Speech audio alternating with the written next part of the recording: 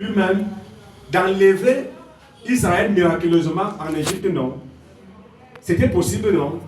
Il pouvait les transporter d'une manière miraculeuse et il les dépose à la terre promise. C'est ça, non.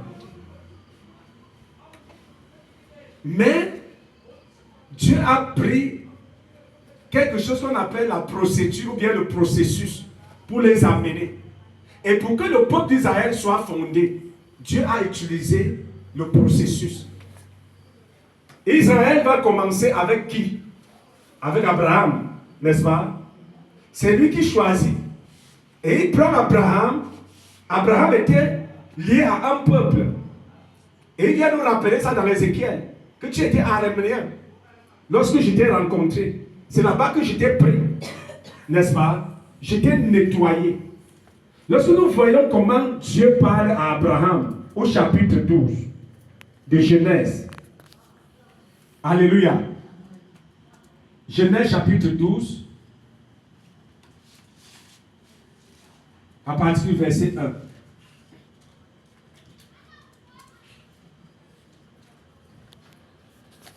Genèse chapitre 12 à partir du verset 1. Genèse 12 à partir du verset 1. L'Éternel dit à Abraham, va-t'en de ton pays, de ta patrie et de ta maison et de ton père, dans le pays que je te montrerai. Je ferai de toi une grande nation, je te bénirai, je rendrai ton nom grand, et tu seras une source de bénédiction. Je bénirai ceux qui te béniront, et je maudirai ceux qui te maudiront. Et toutes les familles de la terre seront bénies en toi. Alléluia. On s'arrête là. Voilà une œuvre que Dieu commence, non? N'est-ce pas? N'est-ce pas? Dieu pouvait commencer, il arrive comme ça là, directement il envoie Jésus pour sauver les gens. N'est-ce pas? Il avait la capacité de le faire, non? Est-ce que Dieu avait besoin de passer par la procédure où il va prendre un seul homme? Alléluia. Vous voyez l'appel de Dieu, non? Il choisit un homme qu'on appelle qui? Abraham, avec son épouse qui est stérile. C'est ça, non? Les choses de Dieu, les voies de Dieu sont insondables.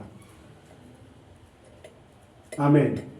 Si c'était moi, je devais d'abord amener la personne à l'hôpital, voir s'il est en bonne santé. Et la femme aussi, on l'amène à l'hôpital. Est-ce qu'elle est féconde? On regarde toute la procédure qui devait se produire, non? C'est comme ça que moi je devais procéder en tant qu'humain. Mais Dieu ne va pas procéder comme nous. Qu'est-ce que je suis en train de dire sur mon premier propos, ou bien mon premier point? Dieu, lorsqu'il choisit, il ne cherche pas d'abord la capacité. Amen. Dieu, lorsqu'il veut choisir, des fois il prend les choses viles. Des fois il prend la qualité de personne que nous, on ne s'attendait pas de choisir. Comment on peut prendre un Abraham qui a une femme stérile? Et c'est lui qui dit que toutes les nations de la terre seront bénies par toi. C'est-à-dire, c'est en toi que j'ai mis la semence pour délivrer les nations de la terre. Parce qu'il dit que toutes les nations de la terre seront bénies par toi. Ils seront bénis par qui? Par Abraham. Mais si nous rentrons dans la Genèse, au chapitre 3, l'homme a chuté. Et il y a la promesse au verset 15 qui dit à l'homme que celle-ci t'écrasera, la procédure de l'homme devait écraser la tête du serpent. Et le serpent devait mordre son talon. Alléluia. La promesse du salut est là dès le départ. Dieu a pourvu au salut de l'homme. Dès que l'homme a chuté, Dieu a pourvu. Alléluia. Et maintenant, nous voyons comment il va évoluer. On arrive dans Genèse chapitre 12, on voit un homme comme choisi avec les imperfections. Un menteur. Alléluia. Un homme rusé.